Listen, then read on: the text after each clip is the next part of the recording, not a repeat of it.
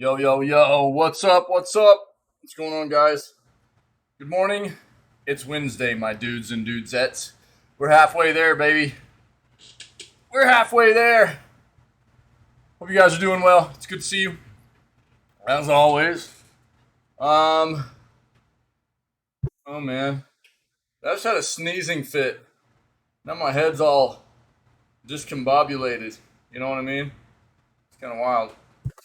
I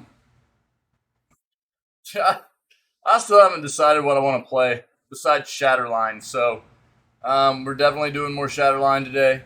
I'm enjoying the FPS thing. I really am. I haven't played many FPS games for quite a while. Random mode time already. Let's go. For quite a while, and I've really been enjoying getting back into them. So, Psych, what's up, my dude? Nice, dude. Nice. Yes. So, I don't know, man. We'll probably just do more Shatterline today, and I'll probably lean on you guys a little bit. We'll take some time maybe after the news and take a look at our games library again and see if there's anything we want to dive into for roughly the next week before Scaretober starts, yeah? Nice, gamer. What's up, buddy? So we'll see. We'll see what's up. But on that note, let's do what we do. Get to the news. Let's go. Hope you guys got that Java.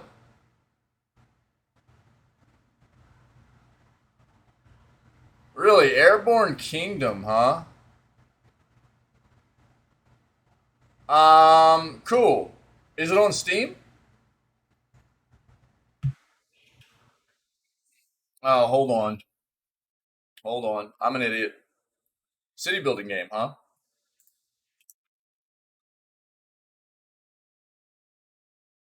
Forgot to do one thing.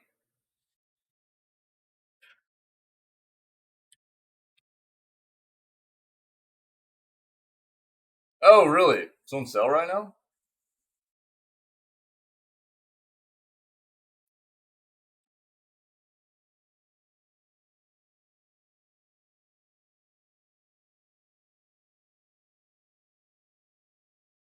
Yeah, it absolutely is. Yo, let's watch this real quick. See what this is, and then we'll get into the news. Oh, that's wild, dude. I've never even seen it. It's very pretty.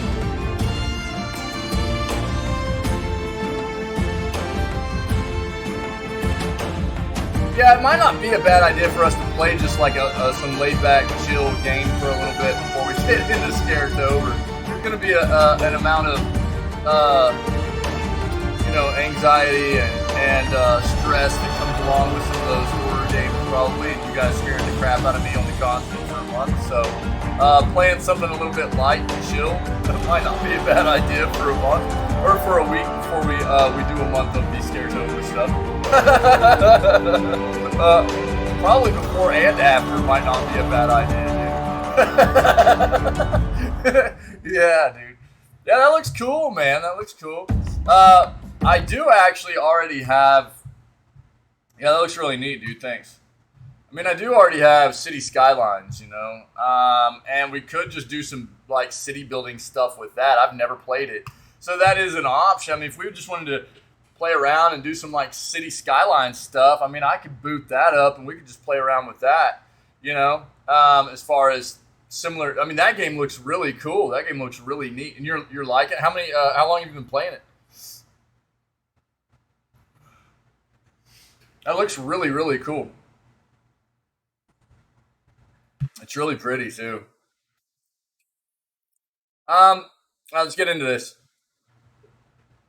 Yeah, we Rockstar has responded to the leak. We kind of touched on that yesterday. They definitely have come out and said that like this wasn't just a leak. We got hacked.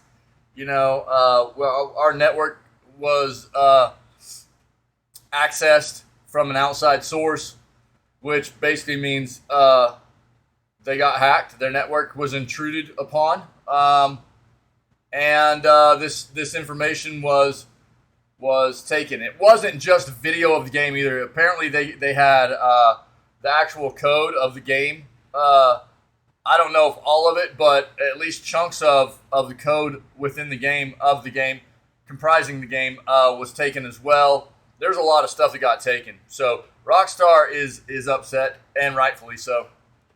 Oh, just started? Cool, man. Let me know how it goes. Uh, Overwatch 2 loses its lead hero designer. Somebody leaving Blizzard. So, take a quick look at that. See if this was of their own free will or of a firing nature, a release.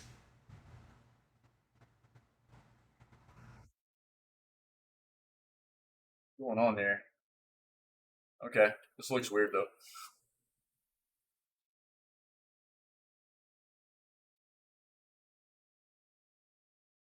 Yeah, man. Yeah. Yesterday was the day, huh? Yesterday was the day for the announcement from Nvidia for the new 4000 series graphics cards. Yup.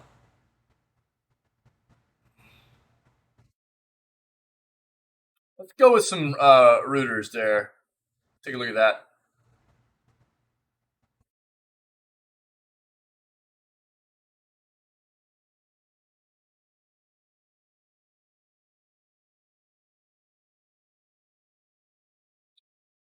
PS Plus Extra and Premium adds 17 games today.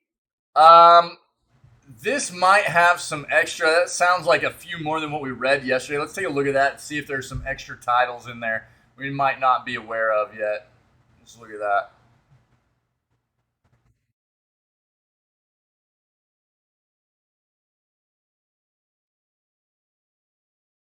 Dude, what is up with all this biggest gaming news stuff?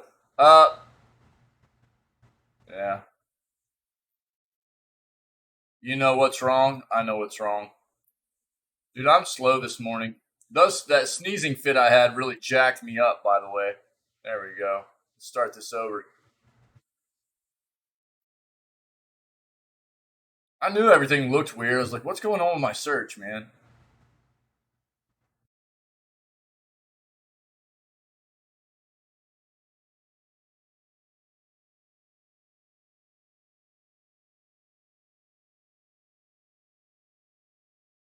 Good gaming, huh?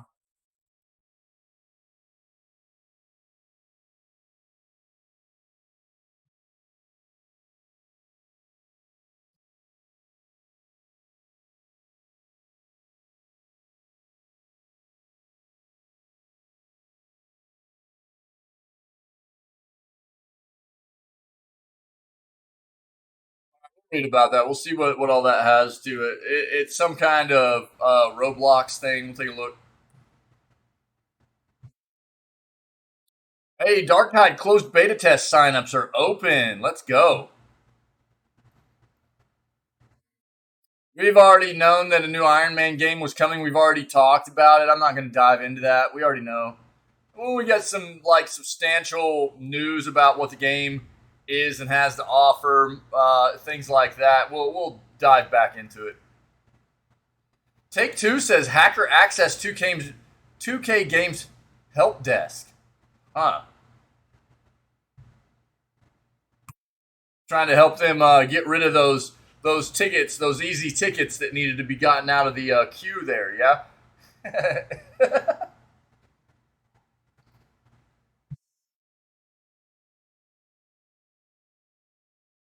We've already talked about Deathloop launching on Xbox. That's really cool.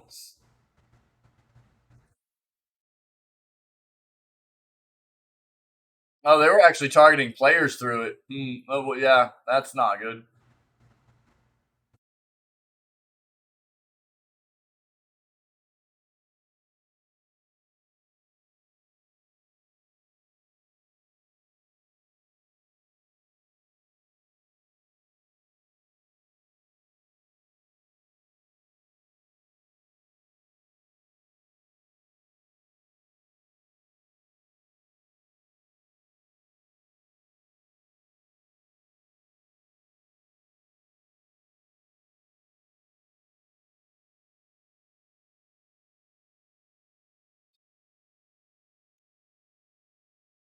Intel might be moving on from its gaming GPU ambition.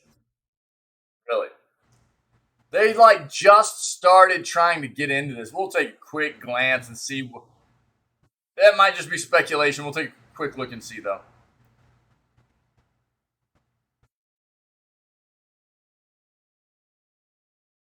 NVIDIA unveils new gaming chip with AI features.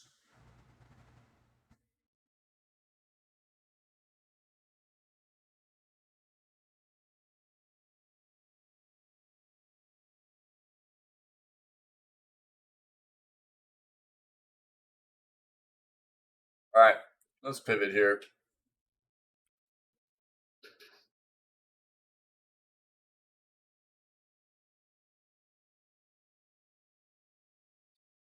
This says first look, but it's basically just them unveiling that a new open world game, which is Iron Man, is in development. Multiple Marvel video games confirmed by EA. We already know that, like, what is it? The Captain America, Captain Tryhard, as it were. Sorry, Captain America and God, what's the name of the other superhero there?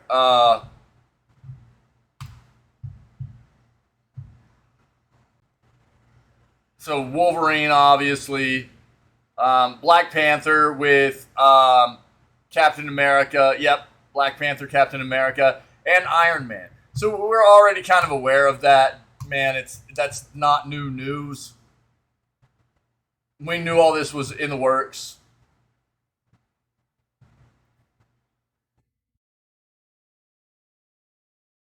I don't think that we've gotten anything new on the side of the Rockstar leak or hack. It's actually a hack.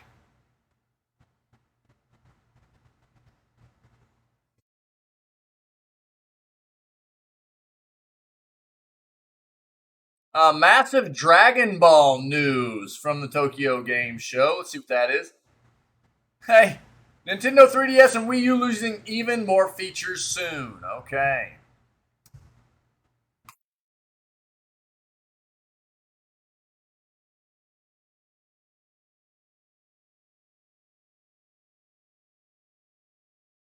Yeah, we talked about this yesterday. EA kind of is really hoping that Call of Duty does become an exclusive PlayStation title, and that would be good for them. So they're hoping that plays out like that.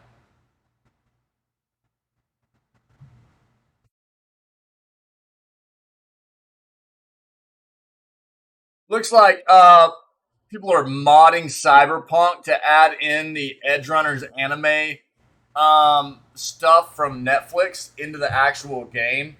That's cool.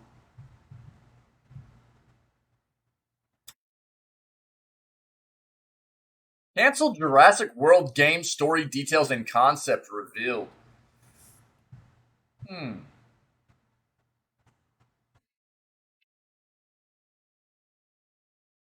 What? Nintendo Switch PC game streaming card. What? What is this?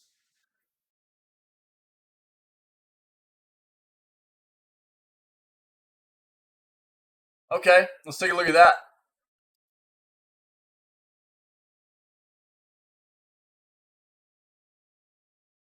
Looks like the Division Heartland Alpha and Beta pre-registration is open. We'll take a quick look at that. There's Minecraft ice cream now. Like real world ice cream, it looks like. So, maybe not. I don't know. What is this? We'll take a quick peek. Pokemon issues statement on Nuzlocks. You guys know what Nuzlocks is? If you're not familiar with what Nuzlocke rules are, Nuzlocke rules are games that had come about in traditional, especially traditional older Pokemon games, to add a increased level of difficulty to the game. Quite often, there's like a basic set of rules that comes along with what Nuzlocke is. It's a set of like handicaps that basically you place upon yourself to play Pokemon games with, and you can actually add in some more to make it even harder. Pokemon games weren't traditionally very hard games, you know, and there were a lot of people that didn't really enjoy that very much. So we'll take a look at this, but Nuzlocke rules are like there's some wild stuff about. I think some of the more well known default rules that go along with what Nuzlocke rules were is like you can only catch the very first Pokemon you come across in each new area. That's it. And as well as the fact of like any new Pokemon that, or any Pokemon you have that faints is dead. You can no longer use it anymore. There's just rules like that that you impose upon yourself in these Pokemon playthroughs, which have become known as like Nuzlocke playthroughs, Nuzlocke rules. And a lot of people play it like that because they find it to be a much more engaging, difficult way to play the game when the games aren't usually necessarily all that hard. We'll take a quick look at that.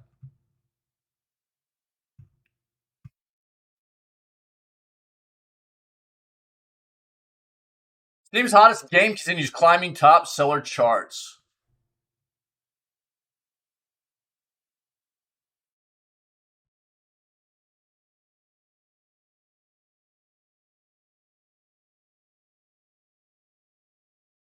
Dude.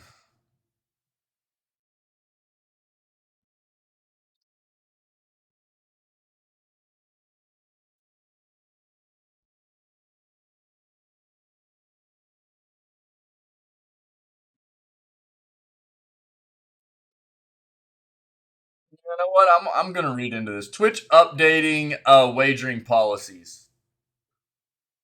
You know, I find it. I mean, if you're not somebody that keeps up with like Twitch news and stuff, and I don't. I mean, basically all I do is I watch a little bit of stuff in the mornings while I'm getting ready just to see what's going on in the world of Twitch, and there's a lot of stuff, a lot of controversy going on right now around a certain individual. It started off with some news coming out. I don't like feed fuel to the fire or whatever in regards to a lot of these individuals and what they might be going through or dealing with and the drama, dude. It's not really my thing, but there's a certain popular streamer that's dealing with some issues. It came out that they are basically a gambling addict, right? They've duped a lot of people into, feeling like they've told a lot of people they were having some like kinds of different kinds of issues with money, like maybe they didn't get paid on time or whatever from their stream, and they're like, I just need a little bit to get me by till I get paid. It was just, they were just gambling all their money away, is what it comes off as, and that's what it seems like. And they've got a ton of money they owe to a lot of people, and gambling's an addiction, right? And it's just is there's been this big controversy surrounding Twitch and should they allow gambling on Twitch, and we've talked about it a lot in here, and there's been some new controversy come out regarding that individual. It's an individual. Yeah. I mean, yeah, and that's why I don't really care to feed into it. But I mean, the fact that this is, yeah. I mean, the reason I'm bringing it up is because what I find interesting is that, like, there are a lot of really, really high profile content creators on the platform that are using their popularity to prompt the platform to ban gambling, right? That's why I bring it up. And they have been doing that for quite a while. And then now this new issue with this certain streamer, this certain content creator, has prompted just an absolute explosion of these high profile streamers and content creators to, like, basically hop on this bus again of, Twitch needs to ban gambling, all that stuff. And dude, it doesn't matter. Honestly, it doesn't matter if Twitch bans it. Anybody that has a gambling addiction is going to go find somewhere else to get their, do their thing. Now, I think the big thing is, again, keeping this kind of stuff away from kids, whether it be actual, content creators, because quite often, especially high-profile content creators, have a lot of capital to spend. It doesn't quite often put a dent in their wallet. A lot of them make so much money it doesn't really matter to them. Their bank account can handle it. And it sets a false precedence for impressionable young people that don't understand. They just see winnings, right? They just see winnings and go, oh, man, I'm going to hit. I'm going to win. It's going to change my life. And they don't understand that most of the time you're not going to win, And so I think what Twitch needs to do is actually take a really hard look at making any kind of gambling stream mandatorily be like 18 plus, something like that, have age restrictions on it, while also having mandatory,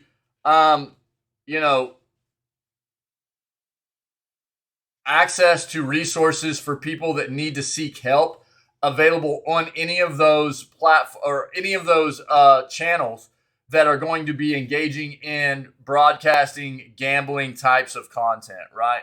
So people can reach out no matter where they are and get support if they might have a gambling addiction, things like that, because gambling can be an addiction just like anything else in life. So, but gambling, banning it on Twitch as a whole isn't going to fix anything, It's not going to fix anything. It's really not.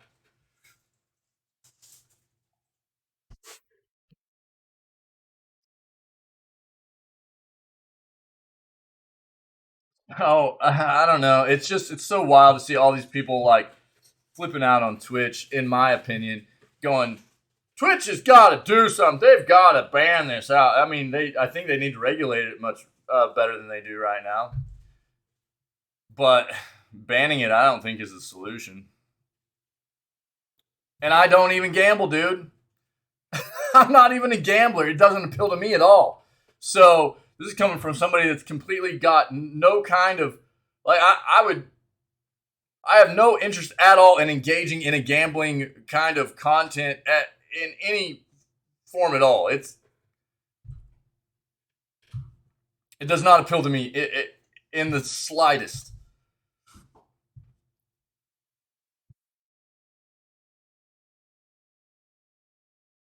Nintendo update. You cannot link your account with Facebook and Twitter anymore.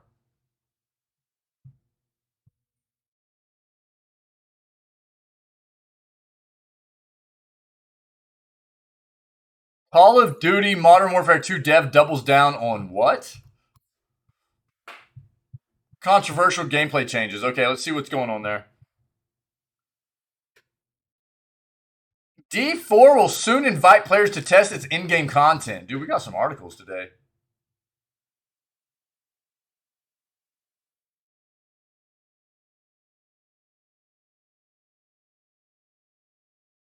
Mario Kart 8 Deluxe plus DLC getting physical release where? In China? Yeah. Okay. Star Ocean, the Divine Force demo released. Dude, we got plenty of articles. Let's go. Let's get it. Star Ocean, the Divine Force demo release. Star Ocean, the Divine Force is set to release next month. Those interested in trying the game first will be happy to know that Square has released a free demo on PlayStation and Xbox platforms. According to the publisher, the demo contains around 2 hours of Raymond's story. That should be more than enough time for RPG fans to get a feel for the game's mechanics and see if it's the type of game they might enjoy. Unfortunately, it seems that Steam owners are out of luck on this one. Before players check out the demo for the Divine Force, they should note that the save data does not carry over to the main game. A number of game demos over the last few years have allowed players to bring their progress over to the full release and skip over content they've already played. It's unclear exactly why that won't be the case for the Divine Force, but it seems the demo might feature content different from the finished game. According to Square Enix, the demo features an edited version of this section of the game in which players can only control Raymond. The full release features 2 protagonists, with players also controlling the character Letitia. Star Ocean franchise, yep. The Divine Force will be the 6th main game in the series. Divine Force will release on October 27th for PS4, PS5, Xbox One, Series X and S, and PC via Steam. That's really weird then that they're not allowing the demo to release on Steam. I wonder why. Mom said knock you out. Mom said knock you out. Mamzelle, what's up? You not feeling well? What's going on? What was that off of, dude? Bebe's Kids? Did you guys ever see the cartoon Bebe's Kids? Dude, that's an old one. What was it? You guys, look, check it out. What was Bebe's Kids, dude? I think that's what that quote's from, dude. Bebe's Kids. Have no more voice? I'm sorry. Hey, look, Bebe's Kids, dude. Check this out. Oh, dude.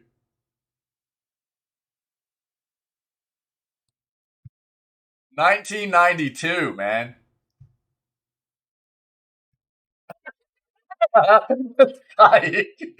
Stevens, dude. That escalated quickly, man. Hey, look, they've got antics in here. Nice. Voice cast, Phase on Love. This is a really wild little show, dude. Crazy. Bebe's Kids. So there you go, Divine Force. I wonder why the demo's not coming to Steam. Diablo 4.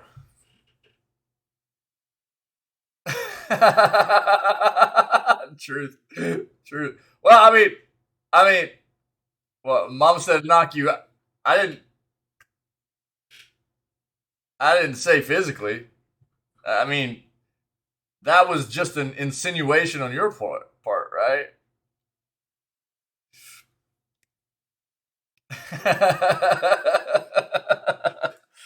Maybe the song could have been talking about chloroform. You know what I mean? Could have been talking about chloroform too, dude. How do we know? Diablo 4 will soon invite players to test its in-game content.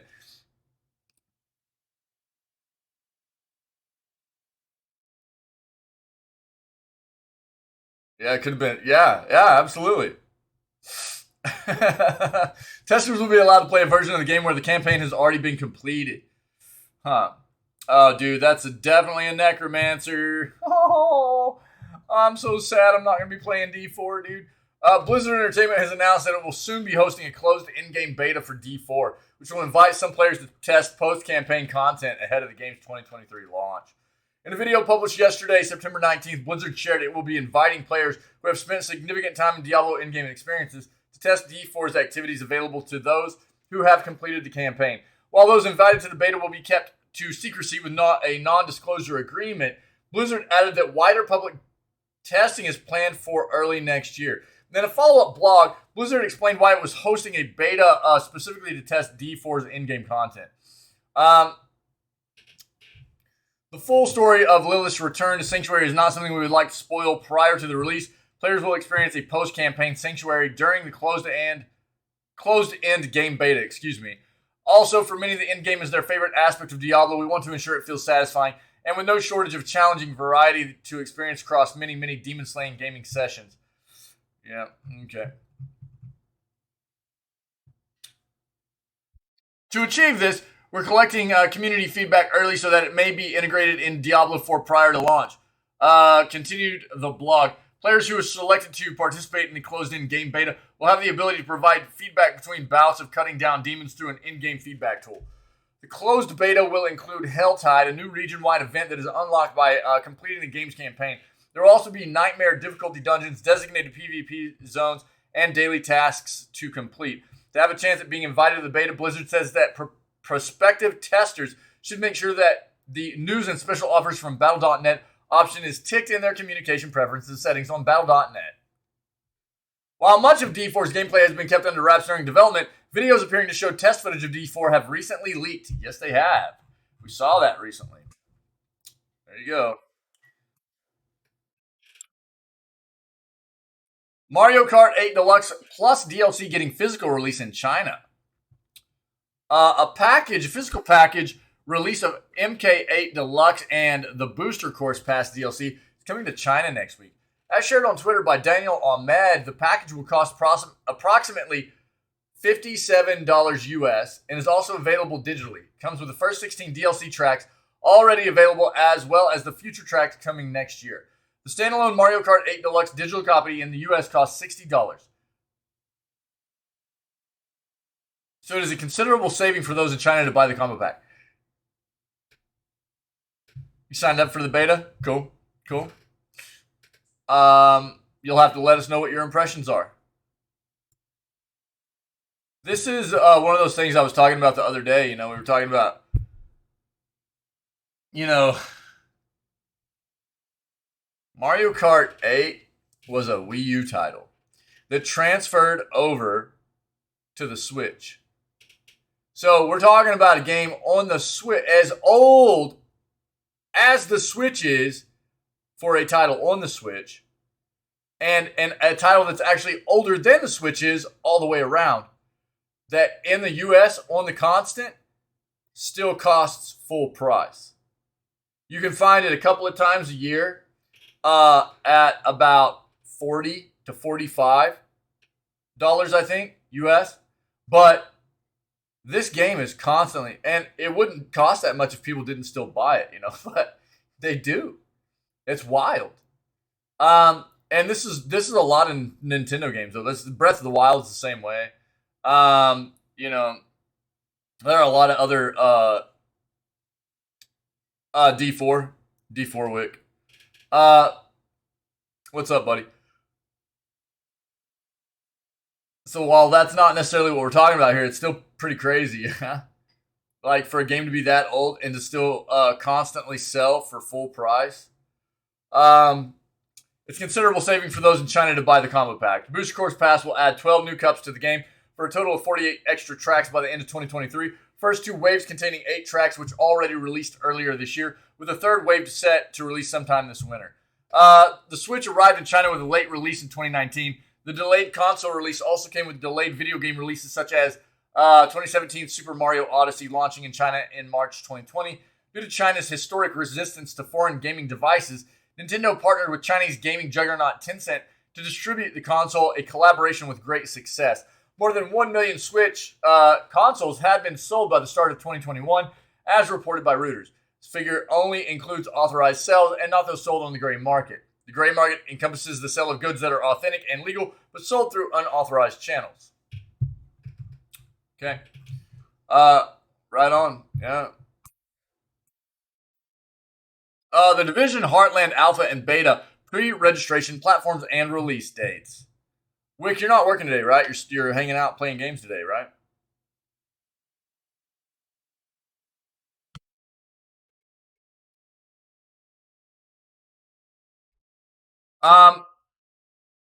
Ubisoft's The Division Heartland is hosting an alpha and beta soon. The original game was exactly what we expected from a Tom Clancy MMO. But now what they want to take the franchise into a battle royale direction. Of course they do. We're going to give you all the info you need to join the playtest. Traffic's a mess. I'm sorry, dude. Yeah, just go ahead and turn around, dude. You can go home. You can still work, dude. You can just mod the channel here and play games. It'll be fine. It'll be fine.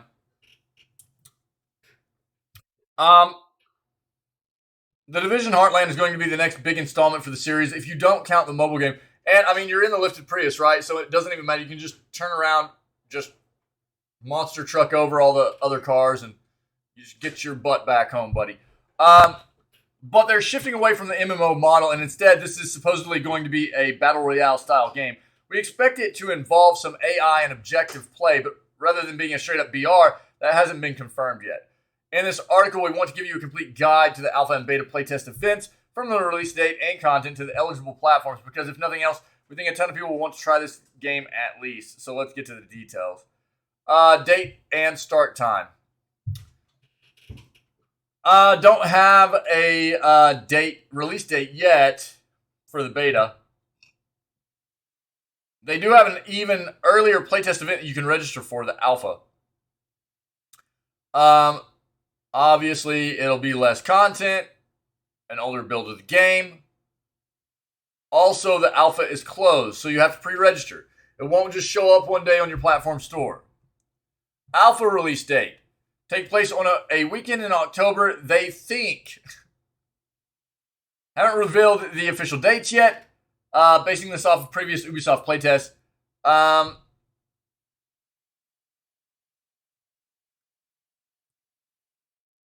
This is speculation, man. How to register for the alpha and beta. They've got some instructions here how to register. There is a pre-registration page. Select the platform, click register, and then you basically sign up on that page. Platforms that the Division Heartland will be released on are going to be PC, PS4, PS5, Xbox One, and Xbox Series X and S.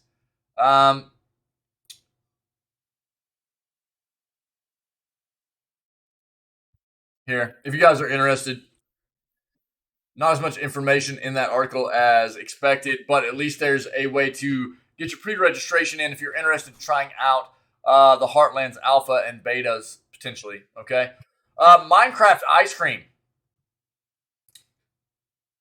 All right. Here's so Swedish ice cream company Nix have teamed up for official Minecraft ice cream.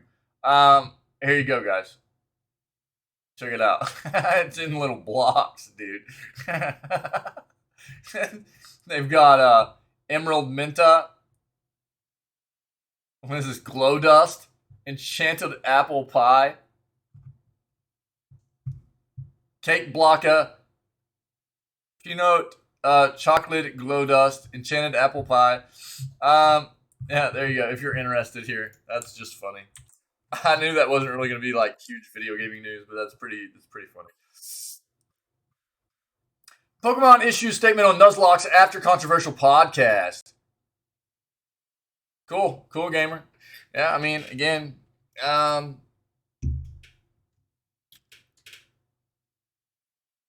think the big hope for me, for all of you that are excited about the game, is that I mean, we've already seen that there's a microtransaction shop. And with everything we've already seen come out with Diablo Immortal, my big hope for all of you that are planning on playing Diablo 4 is that there's not pay to win. That's my big hope. If anything, here's the thing. It's not like they even need a microtransaction shop in the game. The game costs money to play. You have to buy it on release anyways. They didn't need a microtransaction shop in the game. You know, it's not like it's a free to play game that they need to make money on in some other fashion. So that in and of itself turns me off. I'm not a fan of Blizzard right now anyways. I hope they don't do pay to win in that microtransaction shop. I hope you guys have a good time in the game. I really do. Because that's what games are supposed to be. I'm so skeptical about that company, you know. But I hope you guys have a good time. I do.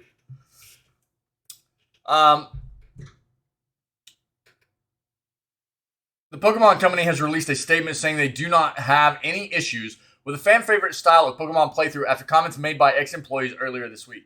Pokemon Company confirmed to Eurogamer that they do not mind players doing Nuzlocke runs on Pokemon games, stating that Pokemon Company International does not have any issues with fans or creators playing the video games with Nuzlocke rules. And on that note, I mean, you guys are going to be playing the game or playing the alpha or the beta for Diablo 4 and everything.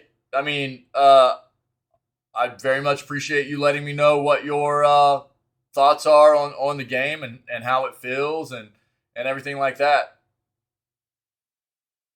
Yeah, I know. But I mean, I understand that.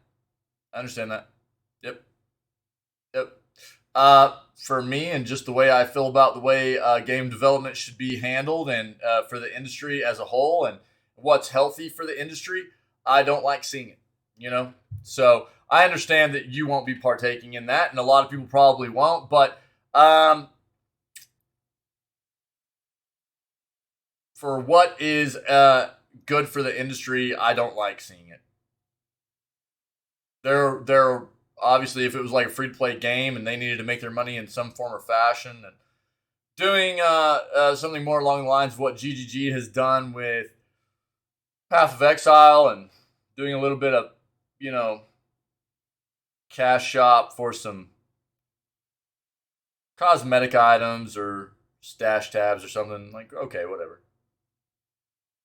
But that's a free to play game, and Diablo 4 won't be. So Blizzard just so money hungry, dude. And they've lost, in my opinion, lost sight of what it means to be a true dedicated developer of quality content. So I don't know, but I did link that, didn't I? I linked that. I'm pretty sure for you guys to participate in the. Did I not link that D4? Am I an idiot? Here, hold on.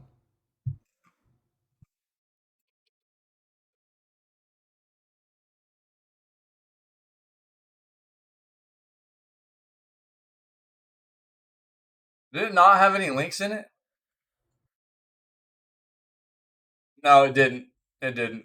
But if you need to reread this article or anything to find out the best way to go about trying to get into the play testing of the in-game stuff, there it is. There it is.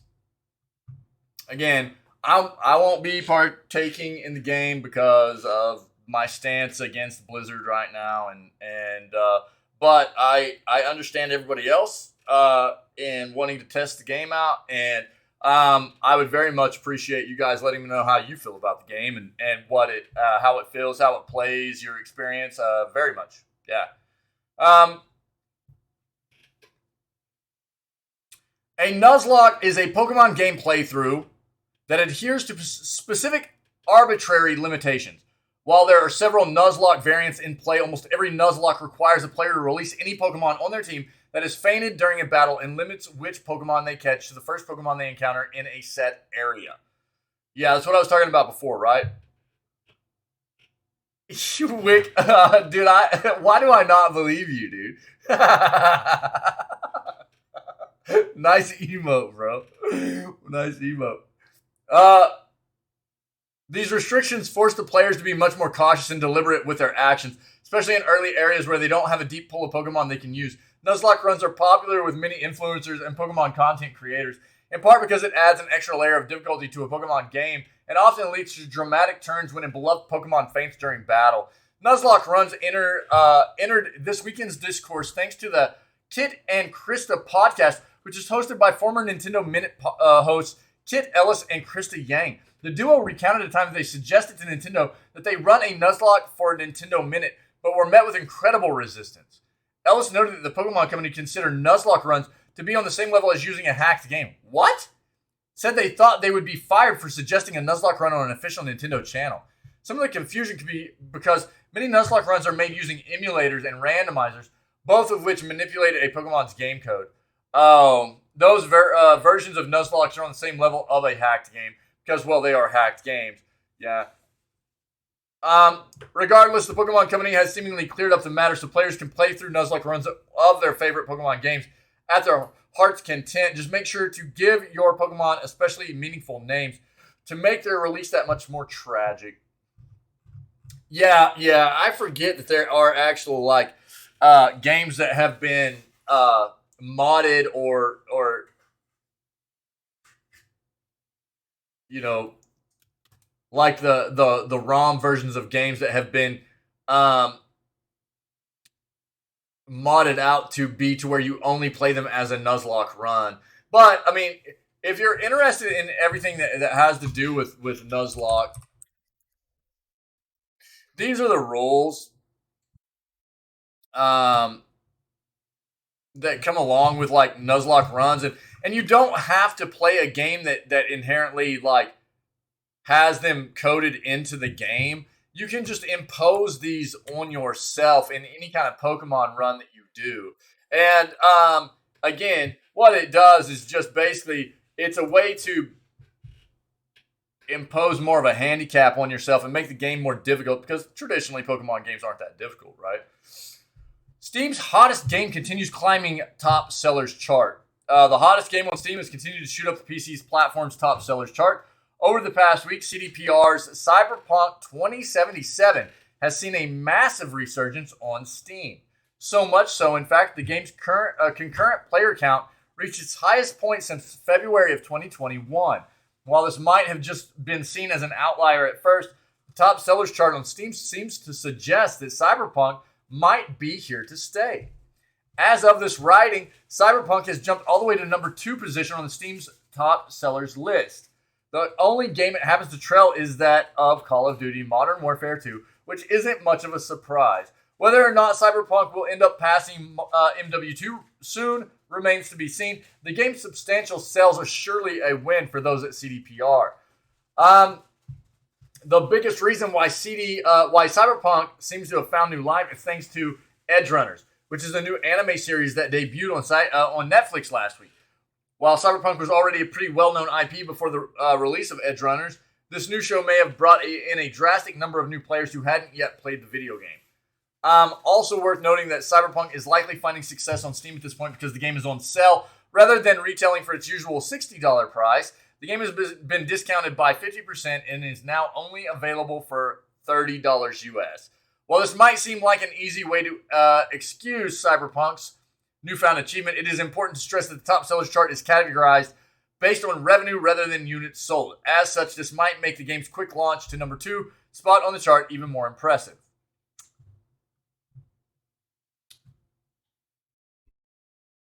Go.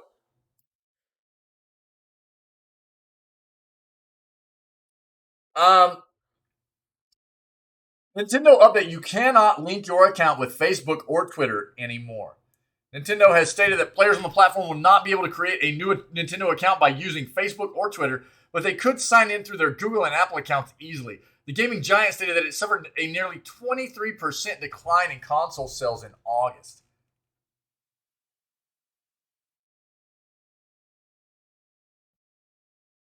Nintendo has announced that the company will not allow any user to link the account with Facebook or Twitter anymore. The video game company has announced this update to get into execution from October 25th onwards. The company said that the users will no longer be able to create a new Nintendo account by using both the social media platforms. They could sign in through their Apple and Google accounts easily. Nintendo is quoted as saying, "We apologize for the inconvenience this may cause to those who have been using a Facebook or Twitter account to sign into their Nintendo account." The company said that it will no longer be possible to participate in missions through which users can earn My Nintendo points by linking their Nintendo accounts on these social media platforms. Quote, "After the discontinuation of this option, it will no longer be possible to use a Facebook or Twitter account to sign into a Nintendo account." Further added, when using devices that you have already signed into your Nintendo account on, you may be able to use your Nintendo account without signing in again. In August, the gaming giant said that it will suffer a nearly 23% decline in console sales to 3.43 million in the second quarter. The sales for the entire Nintendo Switch family of systems declined due to semiconductor shortages affecting production. It is time for Nintendo to come out with a new console. Whatever it is, even if it's the next iteration of the Switch, which I think would be a great play. They nailed it with the Switch, I think. It is an amazing console, but the hardware is getting old. The hardware used for that console is getting old. And it's due for an upgrade. Call of Duty Modern Warfare 2 dev doubles down on controversial gameplay changes. MW2 beta just concluded its first weekend, and despite lots of user feedback, Infinity Ward is doubling down on some controversial gameplay changes. COD has long been stereotyped as a franchise that doesn't change much, and while the formula largely remains the same, the series is pretty different from when it began or even 10 years ago. Call of Duty has gone from World War II to modern battles to the future to space and all the way back around to where we began. Now, Infinity Ward is gearing up for another Modern Warfare entry, but it's making some big changes in the process. Over the weekend, PlayStation fans got to go hands-on with Call of Duty Modern Warfare 2 and form their opinions on the game. While there are positive opinions on the game and some negative ones as well, a lot of people seem to be in agreement that Infinity Ward made some unnecessary changes. The most notable change makes it so you don't appear on the minimap unless there is an active UAV. Previous games, you appear on the map as a red dot whenever you fired your gun, unless you had a silencer. Helped you know where your action was and kept matches flowing, particularly on larger maps. Despite fans vocally protesting this change, Infinity Ward noted in a blog post that it doesn't want to punish players for firing their weapon and have no plans to revert back to the normal minimap. Weird. The developer is looking to balance the new perk package system with faster earn rates and making the perks feel more powerful in the beta's second weekend. You can view the full list of Infinity Ward notes following the beta's first weekend.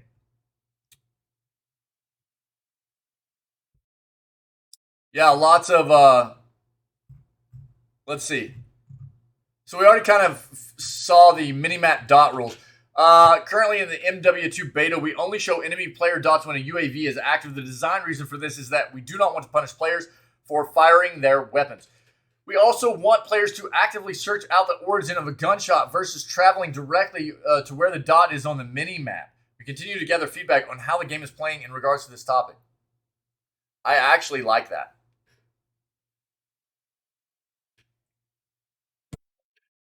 Listen rather than be looking at a minimap and just seeing where people are. I like that. Target tracking. We've seen feedback that this is hard to track targets once you get into a firefight.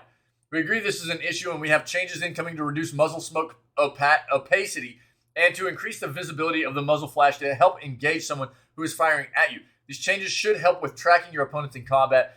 Also investigating more ways to visually differentiate enemies and friendlies outside of the standard nameplates above heads on the opposing players. We'll be trying a few changes in weekend 2. More on that later this week. User interface. We've seen the feedback around difficulty editing perk packages, managing loadouts, and accessing the armory. We have identified some UX issues as well as some bugs. These are things we won't be able to adjust in time for beta weekend 2. They are top of mind ahead of launch. Perks. We've seen varied feedback on the perk package system. Some players love it. Others feel it's an unnecessary departure from the original system. We feel it's a nice shakeup to how perks work and to the general progression of a match. We've also balanced the ultimate perks to be more powerful as you earn them later in the match. We'll continue testing throughout beta weekend 2, including drastically accelerating the earn rate of these to see how players react. Our goal remains improving the flow of all perks ahead of launch. Dead silence is another hot topic, as many players have expressed that they would like to see it as a perk instead of a field upgrade. We believe it is important to game health that rushers are not able to move at high speeds without consequence. Dead silence is a field upgrade. As a field upgrade, creates a balance between freedom of movement and predictability of combat. Footsteps. Footstep audio in week 1 of the MP beta was very high, giving players long-distance directional information about enemies. For weekend 2, we have some changes coming in. We're reducing the range of footstep audio for the various player movement states, jog sprint and tactical sprint. This will help soften the cost of moving around the map. The second change is that enemy and friendly footsteps are now distinct. This should help players better understand what's going on as things move around on the battlefield. More details to follow. That is actually huge. Now, this is what's kind of wild though. And I can attest to the fact that, like, quite often, and even in Shatterline, which we're playing right now, it's very hard to distinguish between if you're hearing an ally or an enemy around you, you know. But to the same extent of the minimap dot rules, right? Like, they're wanting to make this a more realistic experience where you're hearing gunshots, so you're going and seeking out those gunshots rather than looking at your minimap, right? So at the same time, a more realistic, immersive experience would not make it to where your allies' footsteps sound different than your enemy's footsteps. You know what I mean? Slide. Sentiment around the removal of slide canceling remains positive. We're aware of the workaround and are contemplating how to handle it for weekend 2 of the beta. Additionally, we have some other slide changes for launch, which will make this movement feel a bit more fluid and snappy. All right, so this is really the first we've seen of what kind of feedback has come out of the first weekend of the beta for MW2 and how it is being addressed by Activision. Yeah, so we'll probably hear more as we work our way into the weekend here, and beta weekend 2 starts up, which this, if you're not aware, the first weekend of beta last weekend for MW2 was just PlayStation consoles. This coming weekend is actually all platforms. It's supposed to be PlayStation, Xbox, and PC, right? Stiggy, what's up, my friend? How are you? How are you? So we'll probably get a much more comprehensive, overarching idea of how this game is going to play out over all platforms, right? After this coming weekend. Massive Dragon Ball news from Tokyo Game Show. Dragon Ball The Breakers open beta. Dragon Ball fans have been blasted for the latest news released from the Tokyo Game Show 2022. New video game announcements were revealed during the convention, which include the new asymmetrical multiplayer game Dragon Ball The Breakers and new content released for the action RPG Dragon Ball Z Kakarot. The new highly anticipated game has announced the first open beta test, which will begin tomorrow for the latest game from the franchise. DBZ has been a huge success since the initial manga release in '89. And various games of different gaming genres have been released for the franchise, including Xenoverse. There's a lot, man. There's a lot. The latest game from the franchise is Dragon Ball Z Kakarot, which is primarily an action RPG with fighting game elements. The game's plot follows the progression of the anime series and allows players to interact with the world, aside from just fighting. Dragon Ball The Breakers is a brand new online 1-on-7 asymmetrical action game in which 7 normal humans must survive an attack from a raider who can be various villains seen throughout the franchise's history. We've kind of seen a little bit of some early footage of this, I think, a while back.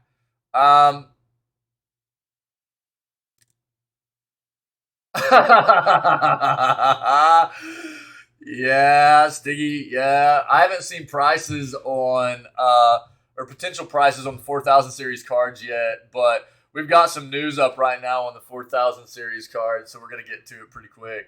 Yeah, I have figured they're going to be pretty expensive, man. Yeah. What I paid, I think I paid about...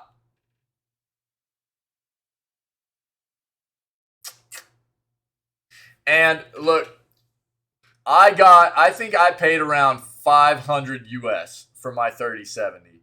And I got it at the beginning of, in quarter 1 of 2021. So the beginning of last year I got it. We're talking whenever it was incredibly difficult to find hardware, right? I was lucky enough to snag one at a retailer. It took me a while, but I got it through a retailer, so I wasn't grabbing one through like a scalper or secondhand or anything like that. I got it through a retailer. But my 3070 retail cost about 500. So if 4070 going retail is 900 US, we're talking almost double the price of a 3070, right? That's kind of wild, man. It's pretty wild. Oh! God, dude.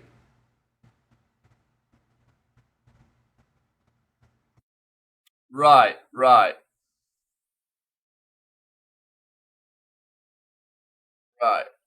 Jeez. Woo! Dude. That's a lot of money, man.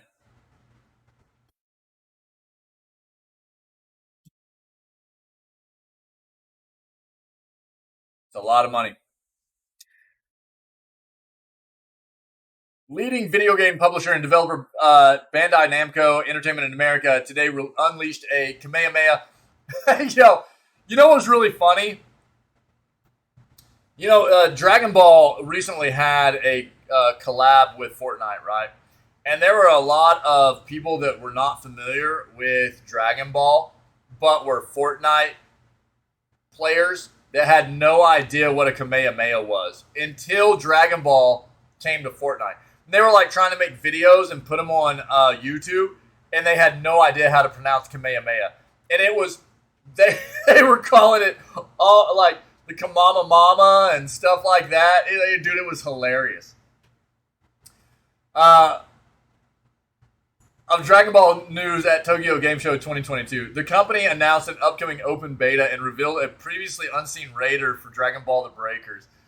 The Kamama Mama. yeah, dude. Yeah, AMD, come save my wallet on November 4th. Look, I'm nobody, dude, to be like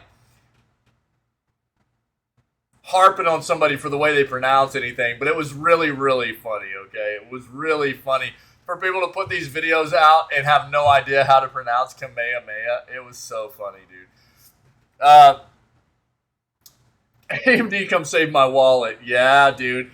AMD's always kind of been that, for the longest time, they've been like the fallback, whether it be on CPUs, the budget man's, or the budget man or budget woman's savior, in regards to CPUs or GPUs for quite a long time. And they have come a long ways with the quality of their products too. They've always had a really good price for performance, but dude, they have really, really upped their hardware over the past like half decade. There were also exciting details shared for fans of DBZ Kakarot, an action RPG that lets players experience the story of Dragon Ball Z complete with some of the most iconic fights from classic sagas. Okay, here we go. Dragon Ball The Breakers is getting its first open... Hey, that was... Okay.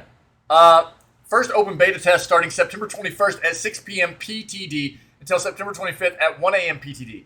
During the beta, players can experience playing as the two Frieza and Cell Raiders, or try their hand as the Survivor with the option to wear the Oolong and Bulma Survivor skins. The open beta will be accessible on PlayStation 4, compatible with PS5, Xbox One, compatible with Xbox Series X and S, or PC via Steam and Switch. Those that participate in the open beta will receive an in-game Oolong keychain accessory after the full game is purchased on the same platform and account they used for the beta. When the game launches on October 14th this year, one of the classic antagonists in the Dragon Ball universe, Majin Buu, will be playable in Dragon Ball The Breakers. Players can experience the shape-shifting characters' various forms by turning survivors into candy and absorbing them. Sick. Fans can also look forward to the newly revealed Farmer Survivor skin themed after the character from the opening moments of Dragon Ball Z, which will also be available at launch.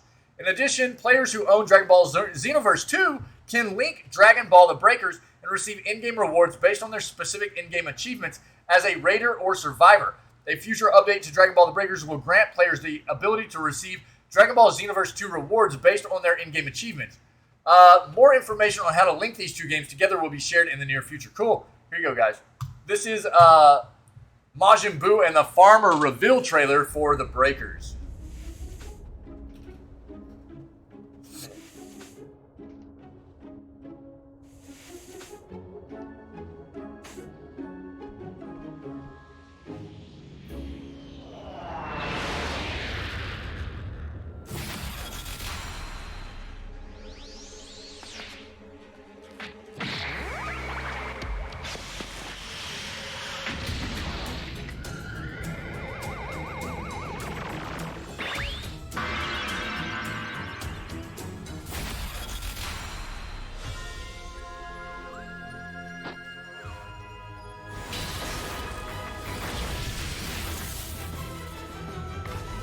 Man, I used to watch so much DBZ when I was younger.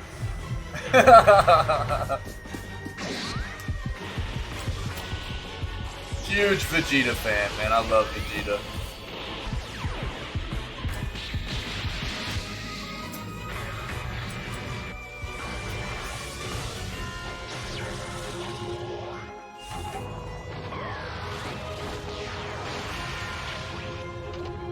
I always liked Boo a lot, too.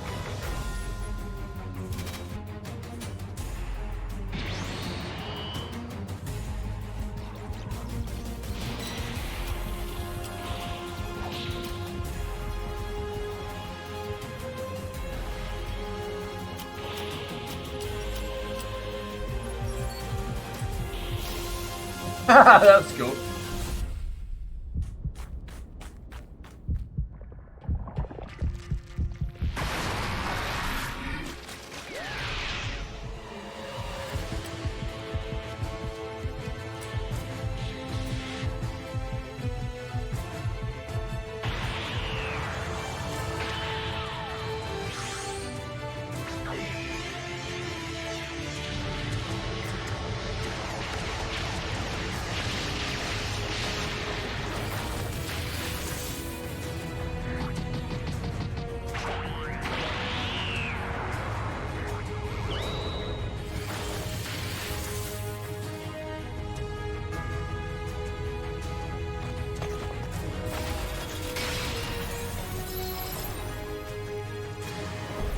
man.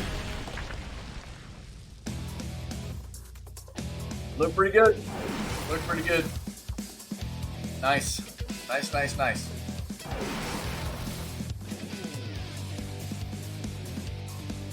Alright. Nintendo 3DS and Wii U losing even more features soon. Soon, 3DS and Wii U owners will have access to one less feature on both platforms. Nintendo has announced the image sharing feature for the two systems will cease to function on October 25th. At this point, it's unclear how many users were still taking advantage of the feature, but fans still have a little bit of time left to use it. Given the fact that Switch has been available for more than 5 years now, it's not surprising that Nintendo is scaling back support for the platform's predecessors. The company revealed the following details on its official website. After the service discontinuation, it will no longer be possible to share images from the 3DS family of systems or Wii U consoles. Images and comments already posted on Facebook and Twitter will remain available even after the service discontinuation. Nintendo has slowly been scaling back support for both the Wii U and 3DS. As of this writing, users can still download software for both systems, but that particular feature is set to end on March 27, 2023. While several Wii U and 3DS games have been ported to the Switch over the last few years, there are many games that remain exclusive to one or the other. Most notably, Switch users have no option to download or play titles released for the Game Boy family of systems. Rumors have suggested for years that Nintendo will be adding that option as part of the Switch Online, but nothing has been confirmed. While it's always sad to see support end for older video game consoles, companies can only maintain services for these platforms for so long. The 3DS found a large and passionate audience of users during its time on the market, though the Wii U was somewhat underappreciated. Hopefully users will continue to have fun with these games and systems, even as some of their features are removed by Nintendo. There you go. Canceled Jurassic World game story details and concept art revealed. Before it was a film, we've actually kind of talked about this a little bit. Before it was a film, Jurassic World was conceived as a video game. Yeah, originally this was pitched as a game, not a movie. We're getting all kinds of juicy new details about what that would have looked like. The Jurassic Park franchise is one of the biggest IPs in entertainment, largely due to the success and love for the very first film from Steven Spielberg. The quality of the franchise has been a bit all over the place since then, but its commercially viability has hardly wavered, as seen by the by the box office earnings of the Jurassic World film franchise. There have been attempts to leverage this success into games, and many have failed or been unremarkable, though there have been a few successes, such as the recent Jurassic World Evolution games. Before those films, however, it was a proper Jurassic World game. It wasn't an adaptation of the film, as the game was actually canceled in favor of taking its very general concept and making a movie out of it. The project was envisioned by Spielberg and Xbox creator Seamus Blackley. In a new series from the Jurassic Time YouTube channel, Blackley stated that the game would revolve around trying to befriend the dinosaurs rather than killing them. He noted the team wanted to explore what would happen if they didn't try to restrain or hurt the creatures, eventually trying to create a world where they can coexist. After Universal shifted to a film, Blackley noted that the concept art for the game was reused for marketing material for the film, and that it also lifted elements of the story, such as a blue raptor that had a relationship with a human who could command the creatures. The Jurassic World game would have also seen Billy Brennan as the protagonist, and he would have been hired by a government group to kill dinosaurs, despite believing they aren't the bad guys. During a chase sequence, Billy would have been saved by a raptor who believed he was trying to protect her eggs, but he's then viewed as a traitor by his government group. He would then be able to directly communicate with the raptor, similar to the film, and creating an alliance. Ultimately, it sounds like it would have been really special and like an incredibly fun and unique game. We had seen some stuff about this come out roughly 2 to 3 months ago, and we saw what the trailer was for the pitch of the game. The initial pitch for what the game was going to be potentially, and what got turned into the movie. It's kind of wild. That's neat. All right, Switch PC game streaming card showcase. Tasai's stream card demonstrated playing Stray at the Tokyo Game Show. A new device called the Stream Card for Nintendo Switch owners was showcased at the Tokyo Game Show. Created by a firm called Tasai, the SD card slotted house device facilitates PC game streaming over Wi-Fi onto your Switch screen. Really? The device was shown with surprise hit Game Stray in action in a video demo. Yeah, look at that.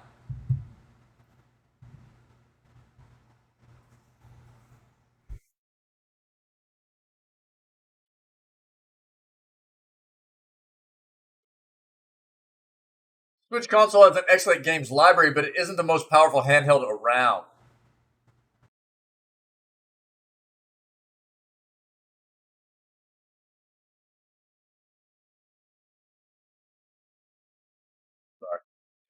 Sorry.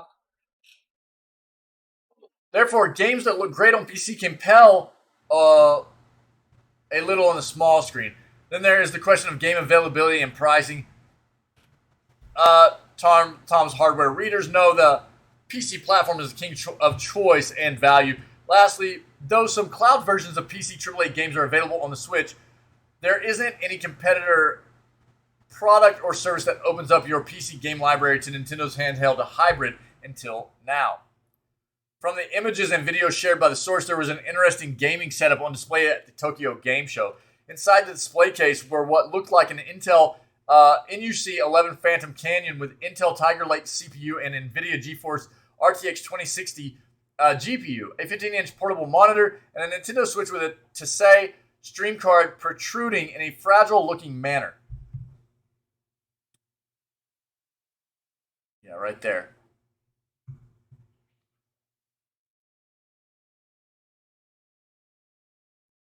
Outside the case, you can see the videographer playing straight using a Nintendo Pro controller.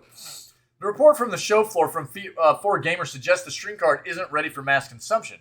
In addition to the bare circuit board design ethic, which adds a brittle protrusion to the refined Switch design, responsiveness leaves room for improvement. Watching the video, you can perceive a lag between the NUC attached monitor game display and the Switch display. The show report says there's a bit of lag when playing, which isn't going to be ideal for fast-paced competitive multiplayer. Could probably be tolerated in other genres.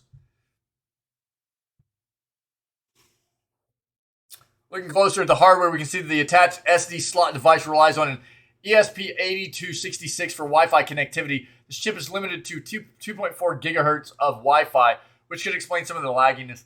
Also, Tasai says the streaming system isn't as simple as a straight Wi-Fi attached display device. Also requires an SoC for processing. Tasai's product information card at Tokyo Game Show says it's looking for a partner to commercialize this device with an improved compact form factor and tweaks to the Wi-Fi solution and SoC. It has the potential to be appealing, but as it stands, we can't say it could be raised to the necessary level of refinement performance to satisfy PC gamers wishing to stream to it. Yeah, but they might be onto something there. You know, it's cool. It's cool to see. They might be onto something. We'll see if something comes of it.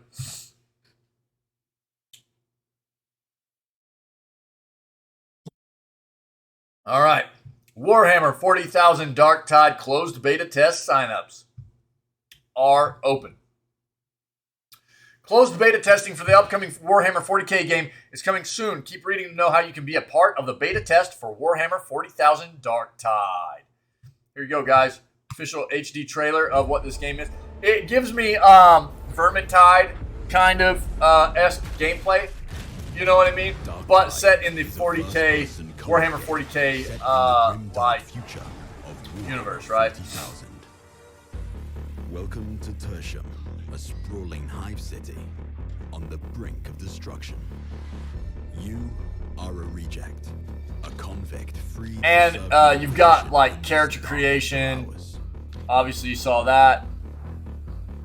It is your duty to fight, and, if necessary, die for the Emperor. You can expect, but it's the same kind of thing. 4-player co-op. You've got these like it's like a dungeon crawling experience. You've got objectives. You're gonna be getting ambushed by a lot of enemies. See, Similar to Vermintide, it looks. But, you know.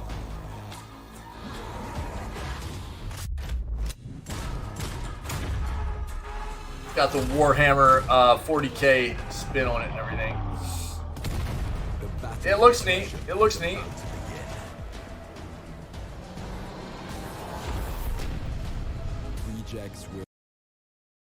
Closed beta test for Warhammer 40K Darktide will happen from October 14th to October 16th, with signups ongoing right now.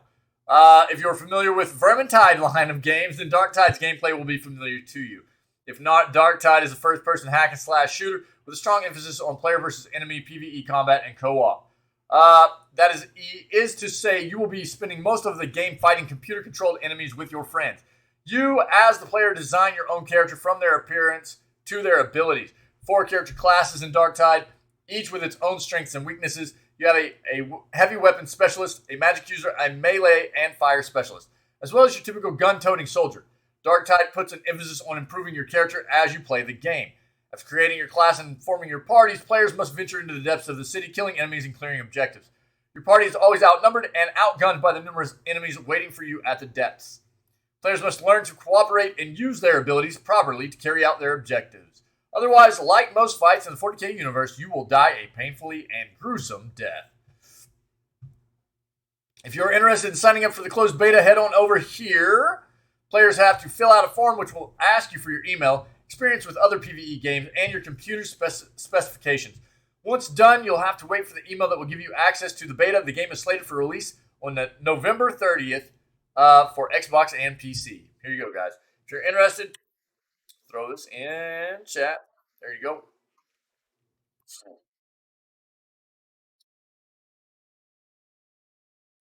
Take-Two says that a hacker accessed 2K Games help desk. Take-Two has said on Wednesday that a hacker gained access to the help desk platform of its unit, 2K Games, sent a malicious link to certain customers.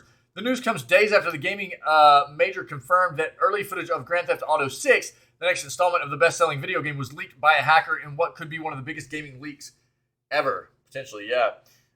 Take-Two declined to comment on whether the cyber incidents were related. The company urged users not to open any emails or click on any links received from 2K Games support account and to reset passwords in case they had already clicked on the link. The support account of 2K Games, studio behind hit titles such as NBA 2K and Borderlands, will remain offline while it continues to address the issue, Take-Two said. We will issue a notice when you can resume interacting with official 2K help desk emails, it added. Yo, that's rough. So, if you have received any kind of help desk email from 2K, especially if it's unprompted, do not access anything within that email. Do not click on any links within that email. Just get rid of it.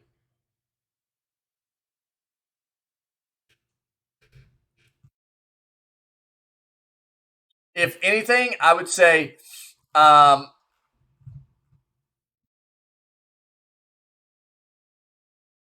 you can potentially reach out to 2K support if you have questions about anything you might have received to find out whether it be legitimate or not. Yeah? And see if you get a response back. That's a bad situation. Intel, but don't try to get to their support through any kind of email you received. Go to their website. Go to 2K's website. Find links or addresses to contact them through their support channels and contact them that way. Don't try to contact them through any kind of links to their support channels through any emails you've received. Okay. Intel might be moving on from its gaming GPU ambitions. That wouldn't be a bad thing. It's a pretty long article. We're going to TLDR this.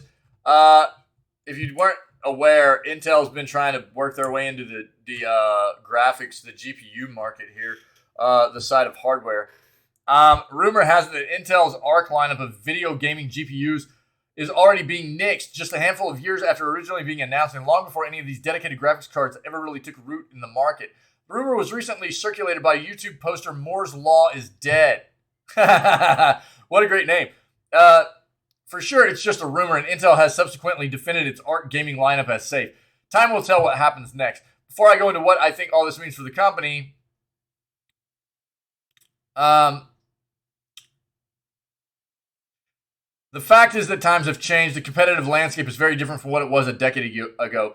Intel axing its ARC GPUs might not be happy news for gaming enthusiasts. Could actually be a really good thing for Intel's long-term health, as well as the health of the tech industry at large. No low-hanging fruit in computing hardware. Yeah. I mean, this is one of the areas where AMD was really, really smart a long time ago. AMD, a long time ago, decided we are not just going to focus on CPUs, and we're not just going to focus on GPUs. We are going to focus on both of these different pieces of hardware. And what it's done is, while Intel had always been like the leader in the CPU market for quite a long time, and NVIDIA had always been the leader in the GPU market, they got in as the main competition in both of those hardware markets, right? Which was a really, really, really smart pivot by them when they decided to do it years and years and years ago. And while I would say it's a pretty easy thing to say that AMD has, at this point, currently, done a better job in their CPU hardware with its performance. They do a good job with the performance of their GPUs as well, and still competing with NVIDIA and providing an option to outside of what NVIDIA does provide in the GPU market. But it is a very hard thing for anybody that wants to get into either CPU or GPU hardware manufacturing outside of either Intel or AMD for CPU or AMD and NVIDIA for GPUs. It's a hard thing for anybody to work their way into those that hardware manufacturing nowadays.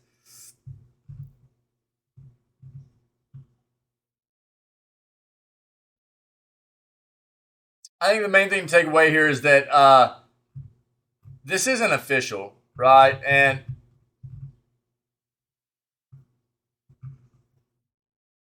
this is just a lot of different detail about what they think Intel might be doing moving forward instead of GPU stuff. So I'm not going to read all this. But I think the big thing to take away is that it looks like there might be a substantial chance that Intel is going to be moving away from their pivot into trying to get into the GPU market. At some point, we'll get something official on that front. We don't have anything official yet. So just take that with a grain of salt. And we'd already seen some benchmarks come out about some of their early GPU products.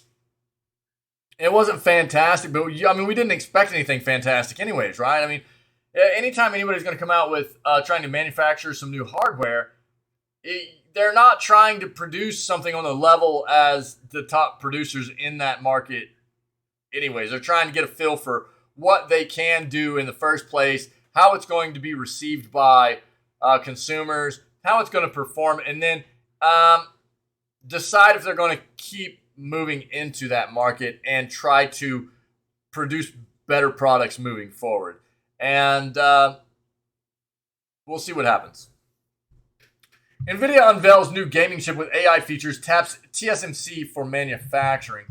So this is out of Reuters. NVIDIA Corporation on Tuesday announced new flagship chips for video gamers that use artificial intelligence to enhance graphics, saying it has tapped Taiwan Semiconductor Manufacturing Company to make the processors.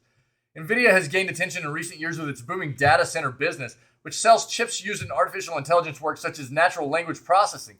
The company's roots are in graphics chips, which still provides 59% of its $26.9 billion in revenue in its most recent fiscal year.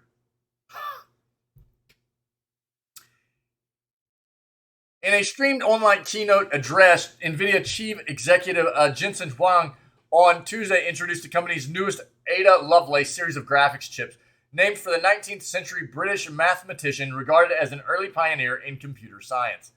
The flagship GeForce RTX 4090 model of the chip will sell for $1,600 and go on sale on October 12th. Two less costly RTX 4080 models will start at $900 and $1,200 respectively and go on sale in November. NVIDIA designs its chips but has them manufactured by partners. Yes. Huang said the chips will be made by Taiwan Semiconductor Manufacturing with its foreign in-chip manufacturing technology, a change from NVIDIA's previous generation of flagship gaming chips, which were made by Samsung. The new Lovelace chips will use AI to improve video game graphics. Computing what each pixel on the screen should look like is hard, so NVIDIA chips use AI to predict how some pixels should look without doing the entire set of computations. The Lovelace chips have extended that technique to generate entire frames of a game using AI. In a media briefing, Matt Woobling, Vice President of Global GeForce Marketing at NVIDIA, said the Lovelace chips will be available for sale globally and are not affected by a recently imposed U.S. ban on selling NVIDIA's top data center AI chips to China. Wibbling said the chips will not contain a so-called hash rate limiter, a technology NVIDIA put in its previous generation of chips to limit their use in mining the cryptocurrency Ethereum because of recent changes in how that currency is tracked.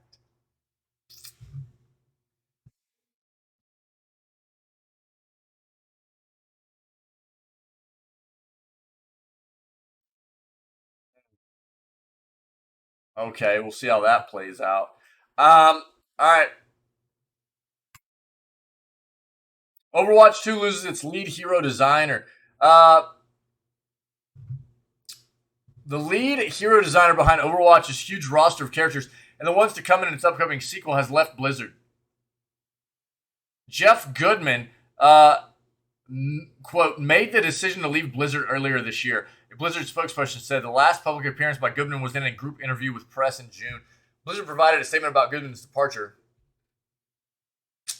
It's just a general. We thank Jeff. Goodman's history with Overwatch goes all the way back to before it was known as Overwatch. The team was still working on Project Titan. Titan was canceled and resurrected into the team's team-based hero shooter that launched in 2016. Outside of the game's former director, Jeff Kaplan, who left Blizzard in 2021, Goodman was one of the few faces of Overwatch, frequently asked to discuss balance changes and new heroes in interviews and events. Although no reason was given for why Goodman left, it comes after a series of high-profile Blizzard departures in the buildup and aftermath of the lawsuit filed by the California Department of Fair Employment and Housing for workplace harassment and discrimination last year.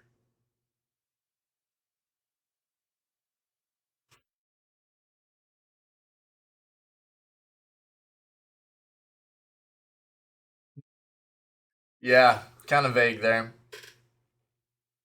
Overwatch 2's October free-to-play launch is imminent, but some fans of the original game are dismayed by what will change in the sequel.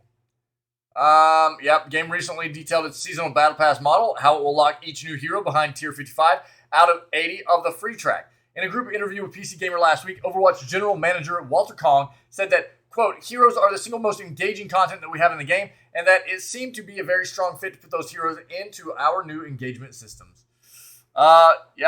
Overwatch 2 will launch and replace the original game on October 4th. You gotta love whenever it's like you see, a company like Blizzard that's been going through so much controversy and so many negative, bad, terrible things have come out about the what has gone on internally, and you've seen people leave, right? You can't help but think that, like, did this person leave of their own volition, of their own free will, or did they end up having to did they get kind of pushed out? You know, I think that's what this paragraph here gets down to. Really, 1 second. I'm sorry.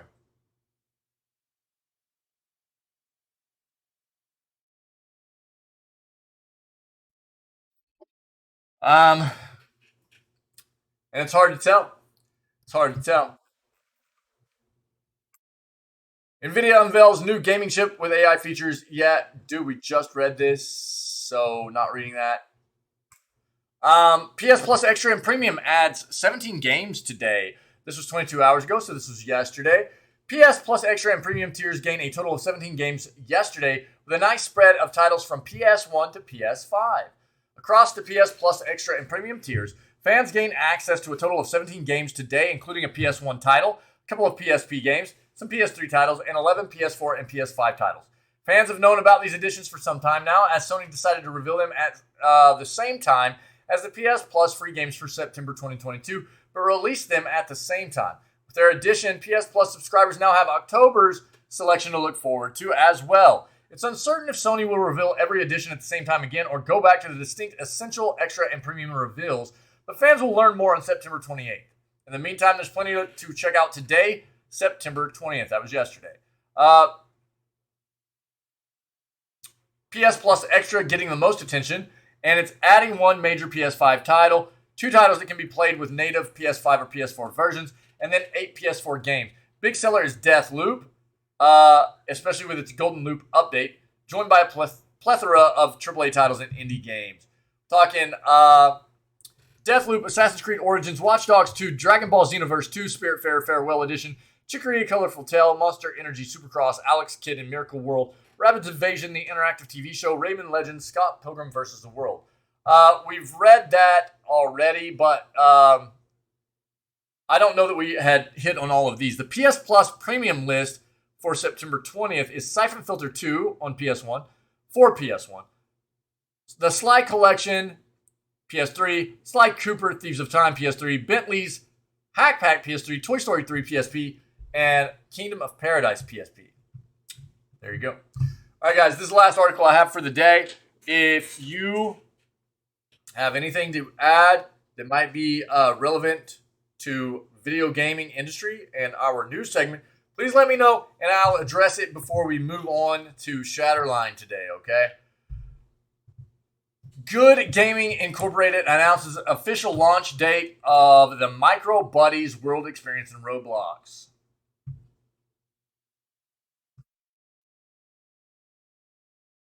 Good Gaming Incorporated, an innovative brand creating unique interactive entertainment experiences across the gaming segment since 2008, today announced the official launch date for the integration of its Micro Buddies brand on the Roblox gaming platform. The company continues to expand its Micro Buddies IP and develop additional revenue streams from some of the world's most popular mainstream online games. The official launch for Micro Buddies World is set for September 21st, today. And in Roblox, it promises to reward players with a unique Micro Buddies themed virtual world experience designed to capture a player's imagination by immersing them in engaging quests, fun contests, and competitive games.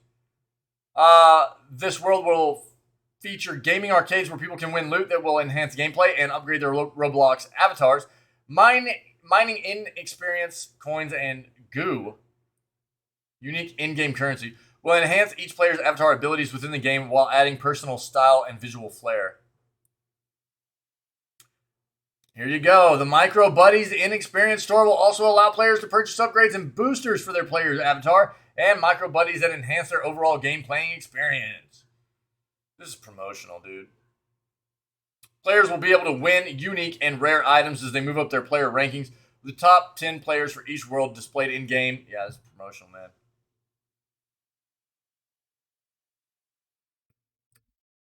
We know what Roblox is. I don't know, man. If you're interested, look, I'll throw this. I wasn't sure what this was going to be, but it does come off as a very promotional kind of situation. I'm not gonna read the rest of it. It's there in chat if you want to take a look. I'm not all about the promotional kind of content. We're about news, man. We're about video gaming news, not, stuff that seems skewed towards specific agendas or certain outlets that are trying to promote specific content, whatever. But that'll do it. That'll do it for today, guys, of the news segment. We've got plenty of gaming coming up, plenty of gaming. Do FPS stuff. Dude, we might start City Skylines tomorrow. That might be a play, dude. Just do some chill gaming. That actually doesn't sound like a bad idea. We've got City Skylines, and that might be what we get into. Yeah. That could be a whole thing. Yeah. So, right now, I think that'll maybe just be the play. We'll do some cool, chill base building stuff tomorrow on City Skylines. Today, we'll just keep playing. What Shutterline? Yeah, that's our play for today. We'll keep doing some FPS stuff for today. I'm enjoying it, and then we'll get into some chill base building stuff tomorrow. Thanks to everybody that was part of the video gaming news segment today, and to everybody that's part of what we do here in this community. I appreciate you guys very much. You're amazing. If you're enjoying this content and you're viewing this on YouTube as a VOD, see what you can do about coming and hanging out with myself and the rest of these amazing people when we go live every single day at 6 a.m. CST, and we start off all of our streams with video gaming news, okay? Also, consider hitting that like and subscribe button if you wouldn't mind. Other than that, you guys just stay healthy, stay safe, be kind to one another, and we'll catch everybody tomorrow for September 22nd edition of Video Gaming News. All right?